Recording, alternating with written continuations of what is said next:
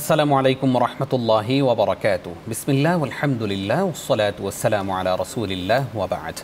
প্রিয় দর্শক, পৃথিবীর যে প্রান্ত থেকেই এই মুহূর্তে আপনারা দেখছেন আপনাদের প্রিয় আয়োজন মজু নিবেদিত মাহে রমজানের ২৭ আমল। প্রতিদিন আমরা একটি করে আমল শেখার চেষ্টা করছি এবং চেষ্টা করব যে পুরো বছরব্যাপী সে আমলগুলো কন্টিনিউ করার। আল্লাহ রাব্বুল আলামিন আমাদেরকে সে তৌফিক দান করুক, আমিন। প্রিয় দর্শক, প্রতিদিন আমাদের সঙ্গে আমল শেয়ার করছেন আমাদের প্রিয় স্কলার আস-সুন্নাহ ফাউন্ডেশনের সম্মানিত চেয়ারম্যান শেখ আহমদুল্লাহ। আসসালামু আলাইকুম ওয়া রাহমাতুল্লাহি ওয়া বারাকাতুহু। ওয়ালাইকুম আসসালাম ওয়া রাহমাতুল্লাহি ওয়া বারাকাতুহু। শেখ, আপনাকে স্বাগত জানাচ্ছি আমাদের এই আয়োজনে। ধন্যবাদ আপনাকে।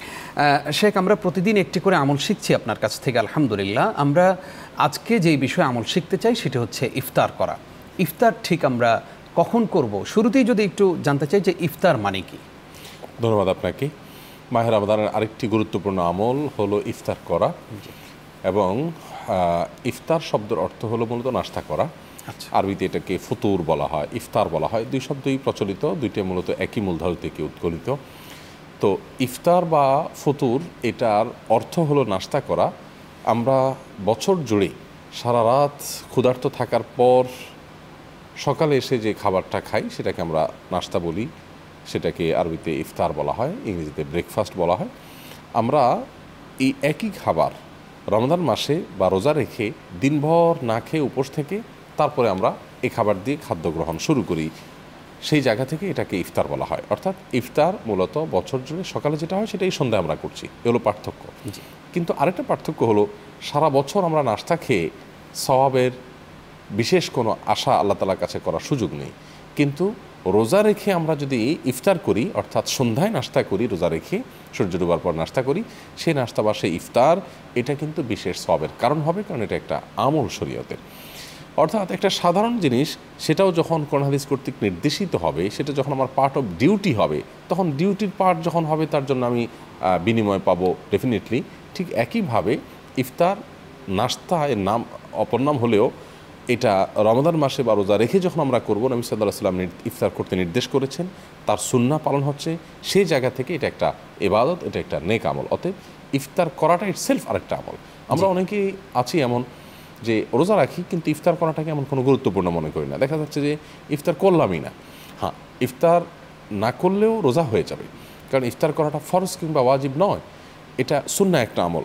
কোনো সুন্নাহ ছুটে গেলে সে আমলটা পরিপূর্ণই বাতিল হয়ে যায় না। সো আপনি ইফতার যদি নাই করেন, রোজা রেখেছেন, একসাথে রাত 10টায় গিয়ে খেলেন, 11টা গিয়ে খেলেন, আপনার রোজা ডেফিনেটলি হয়ে যাবে।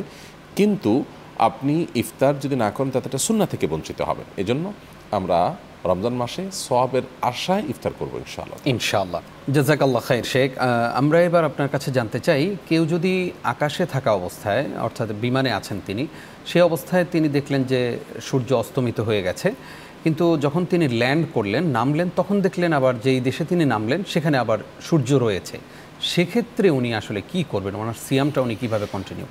কেউ কোনো অবস্থানে থেকে যদি দেখেন সূর্য ডুবে গেছে, হতে পারে নিচে থেকে সূর্য ডুবে গেছে দেখেছেন, উপর ওঠার পর আবার সূর্য তিনি দেখতে পেয়েছেন, তাহলে সে তার ওই রোজা হয়ে যাবে এবং রোজা তাকে আবার রাখতে হবে না। কারণ হলো তিনি যে অবস্থানে আছেন সে অবস্থানে যখন সূর্য ডুবে গেছে প্রমাণিত হয়েছে, তার ভিত্তিতে তিনি রোজা রেখেছেন, তার রোজাটা কমপ্লিট হয়ে গেছে। এরপরে তিনি যদি ভিন্ন কিছু দেখেনও, তার কারণে তার কোনো দায় নেই এবং তার জন্য তার কোনো গুনাহ হবে না। তিনি সময়ের আগে রোজা ভেঙে ফেলেছেন এমন কোনো বিষয় কিন্তু হবে না। জি, আমাদের অনেক বোনদের জিজ্ঞাসা থাকে এরকম যে সারাদিন রোজা রেখেছেন কিন্তু ঠিক ইফতারের পূর্বেই ওনার মাসিক হয়ে গেছে, সেক্ষেত্রে এই রোজাটাকে ওনার পরবর্তীতে রাখতে হবে কিনা, এই রোজার অবস্থা? অবশ্যই রাখতে হবে। গুরুত্বপূর্ণ প্রশ্ন।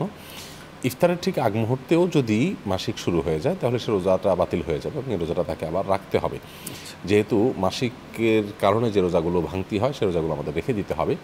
সো সে রোজাগুলো তাকে রাখতে হবে। ইফতারের পরে যদি মাসিক শুরু হয়ে যায় তাহলে এ রোজা কমপ্লিট হয়ে গেছে, সো এটা আর রাখতে হবে না। পরের দিনটার রোজা তাকে রাখতে হবে পরবর্তীতে।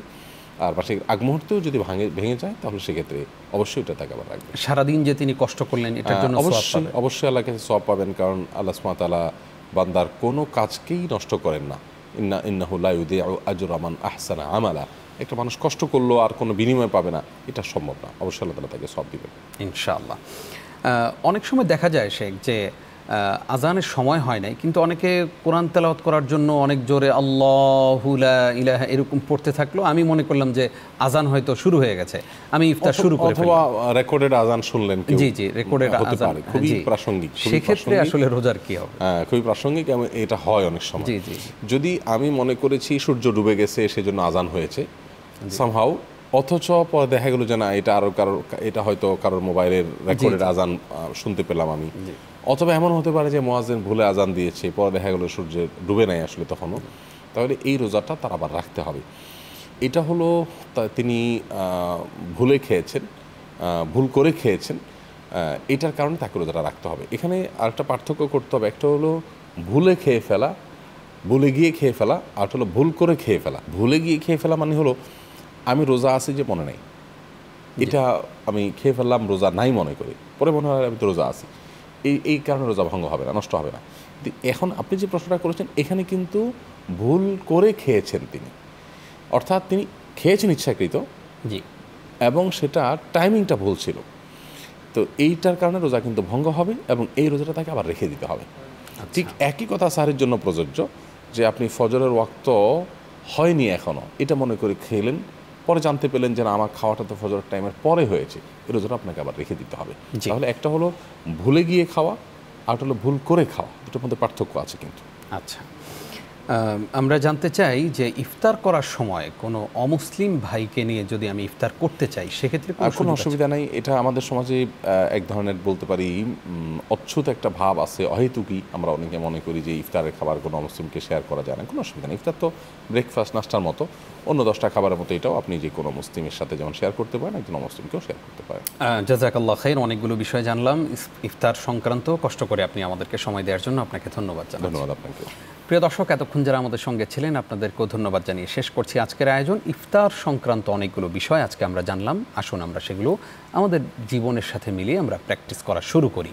আল্লাহ রাব্বুল আলামিন আমাদেরকে সেই তৌফিক দান করুক, আমিন। আজ এই পর্যন্তই, আগামী পর্ব দেখবেন, সেই পর্যন্ত আল্লাহ তাআলা আপনাদেরকে ভালো রাখুন, সুস্থ রাখুন। আসসালামু আলাইকুম ওয়া রাহমাতুল্লাহি ওয়া বারাকাতুহু।